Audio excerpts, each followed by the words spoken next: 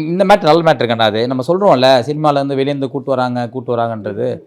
அதை நம்ம இப்படி எடுத்துக்கலாம். ஒரு சின்ன எக்ஸாம்பிள், கோயம்புத்தூரில் சிறுவாணி ஆற்று தண்ணி ரொம்ப டேஸ்ட்டுன்னுவாங்க. ரொம்ப டேஸ்ட் அது. அங்கே போனால் கண்டிப்பாக அந்த தண்ணி தான் குடிப்போம். ஏன்னா அங்கே ஈஸியாக அவைலபிள், எடுத்து குடிச்சிக்கலாம். சென்னையில் உட்காந்துன்னு எனக்கு சிறுவாணி ஆற்று தண்ணி குடிக்கணும் அப்படின்னா ஒரு பாட்டில் எடுத்து வந்து குடிக்கலாம். இல்லை ஒரு கேனை தந்து வச்சுன்னு ஒரு 2 நாள் குடிக்கலாம். ஒரு வாரம் நீ ஸ்டாக் பண்ணி குடிச்சுன்னு வச்சுக்கேன், தண்ணியோட டேஸ்ட் மாறிடும், வேஸ்ட்டாக போயிடும். ஆமாம். ஸோ அந்த ஊருக்கு போனால் அங்கே என்ன ஸ்பெஷலோ அதை என்ஜாய் பண்ணிக்கணும். நம்ம ஊரில் என்ன ஸ்பெஷலோ, நம்மக்கிட்ட என்ன ஐடென்டிஃபை டேலண்ட் இருக்கோ அதை ஃபஸ்ட்டு பிளமிஷ் பண்ணணும். நம்ம தேவைன்னா வேறு தவிர்க்க முடியாத விஷயம்னா கொண்டு வந்து நடிக்க வைக்கலாம். ஃபார் எக்ஸாம்பிள் மதராசப்பட்டினம் மாதிரி படத்தில் ஒரு இங்கிலீஷ் பொண்ணு தேவைப்படுது, ஒரு பிரிட்டிஷ் பொண்ணு தேவைப்படுதும் போது you can higher one. I mean you can அந்த கதை டிமாண்ட் பண்ணது நீங்கள் அழகாக ஒரு பிரிட்டிஷ் பொண்ணை கூப்பிட்டு வந்து நீங்கள் நடிக்கலாம், பிரச்சனை கிடையாது. பட் இங்கே அது அப்படியே மாறுது.